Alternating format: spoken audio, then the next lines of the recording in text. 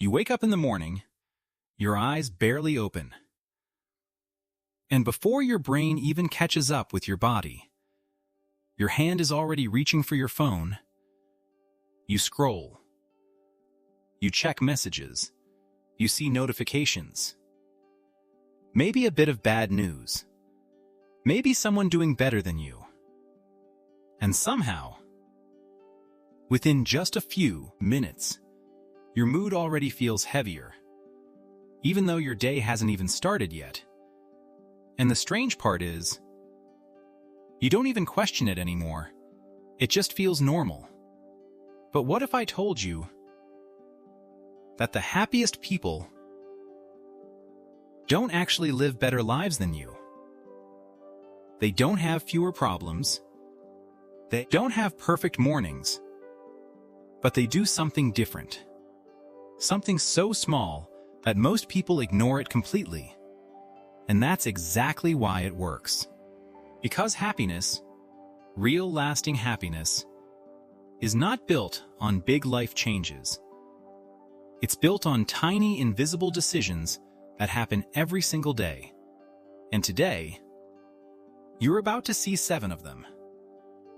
But more importantly, you're going to understand why they work at a deeper level. And if you stay until the end, you'll realize something most people never notice. Happiness is not something you chase. It's something you train. Let's start with the first shift. And it's almost too simple. Imagine this. Tomorrow morning, you wake up. Your phone is right next to you like always. But this time, you don't touch it. Not immediately.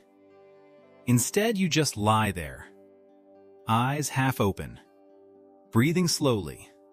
And for just a moment, you think about one small thing you're looking forward to. Maybe it's your coffee. Maybe it's a conversation later. Maybe it's just the feeling of finishing the day. Nothing big, just one simple thing. And then you sit up. That moment, those first seconds, that's where everything begins to change. Most people don't realize this, but the first input your brain receives in the morning sets the emotional tone for the rest of your day. When you flood it with noise, stress, and comparison, your brain switches into reactive mode. But when you choose a calm, intentional thought, your brain stays in control mode. And this tiny difference changes how you respond to everything that follows. It's not about time, it's about direction. And here's the interesting part. This shift is so small that most people won't take it seriously. Which means most people will never experience its effect. Now here's where it gets deeper. Later in the day, you're sitting somewhere. Maybe at a cafe, maybe at home. Maybe just taking a break. And nothing special is happening. Just an ordinary moment. And normally, your brain would ignore it completely. Because it's always searching for problems. Things to fix. Things to worry about. But this time, you pause. Just for a few seconds. And you notice something small. The warmth of your drink. The quiet around you. The way light hits the table. And you let yourself feel it. No writing. No overthinking. Just noticing. This is where most people underestimate the mind. Your brain is not designed to make you happy. It's designed to keep you safe. Which means it constantly scans for what's wrong. And over time, this creates a distorted reality where your life feels worse than it actually is. But when you start capturing these tiny positive moments, even for just a few seconds, you slowly retrain your brain to see a different version of reality. And the strange thing is, nothing in your life actually changes, but everything feels different. Have you ever experienced a moment like that? Where nothing improved, but your mood suddenly did? That's not random. That's your attention shifting.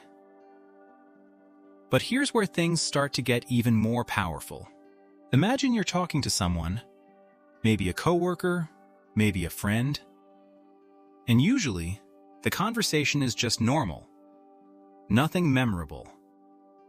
But this time, before you leave, you say something simple, something real. Like, I really liked how you handled that earlier. Or, you have a calm way of explaining things, and for a second, they pause, a little surprised, and then they smile. That moment doesn't just affect them. It changes you, because when you genuinely recognize something good in someone else, your brain releases chemicals that reinforce connection, trust, and warmth. And at the same time, you begin to train your perception to look for positive traits instead of flaws. And this is where most people miss something important. The way you see others becomes the way you see yourself. So if your default lens is criticism, comparison, or indifference, that same lens eventually turns inward. But if your default lens becomes appreciation, your internal world begins to soften. And this shift is subtle, but it compounds over time. Now let's move to something that sounds obvious, but is almost never done consistently. Picture this.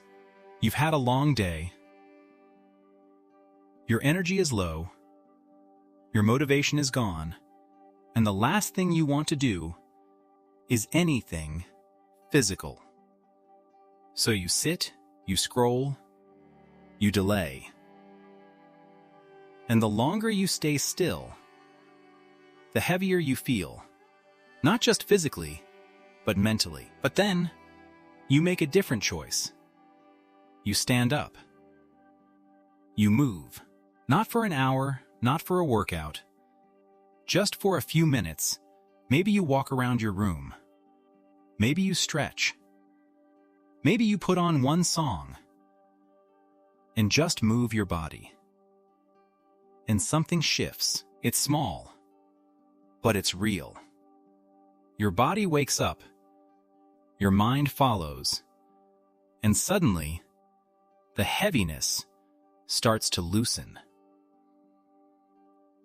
This is the part most people don't understand. Movement is not just physical. It's emotional regulation. When your body is stuck, your mind feels stuck. When your body moves, your mind begins to reset. And the goal is not intensity. The goal is consistency. But here's the part where everything starts to take an unexpected turn. Because the next habit doesn't involve doing more. It involves doing less. And most people struggle with this more than anything else. But here's where everything starts to shift in a way most people don't expect. Because the next habit isn't about doing more. It's about doing less. And that's exactly why it feels so uncomfortable at first. Imagine this. You're sitting on your couch after a long day. Your phone in your hand. Your thumb moving almost automatically from one app to another. Short videos, messages, random posts. And even when nothing is actually interesting, you still keep scrolling. Not because you want to, but because stopping feels strange, like silence is something you're trying to avoid. And yet at the same time, you feel mentally exhausted, like your brain has been running all day without a break. Now picture a different version of that exact moment. You slowly place your phone face down on the table. You lean back. Or maybe you stand up and walk to the window.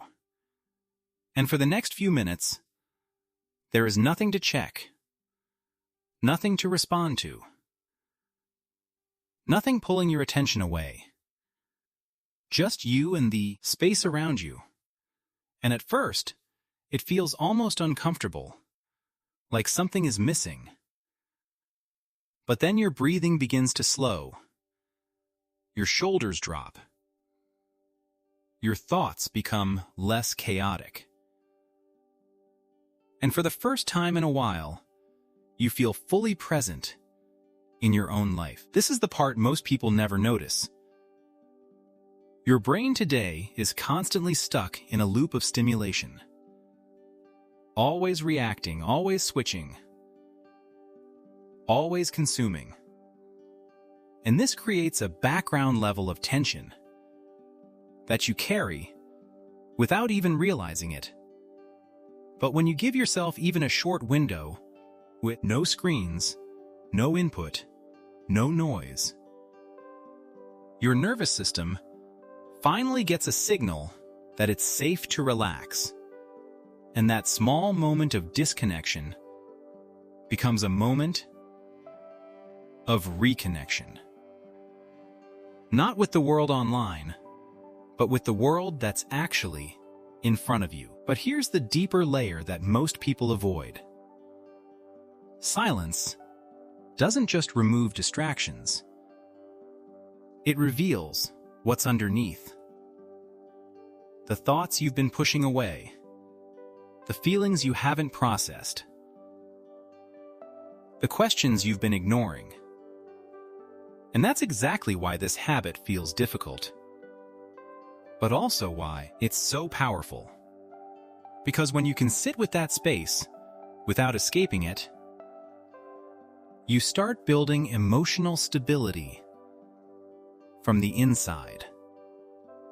Instead of depending on constant stimulation from the outside. And this naturally leads to something almost everyone struggles with. The moment your head hits the pillow at night, you turn off the lights, you lie down, your body is tired, but your mind suddenly becomes louder than ever.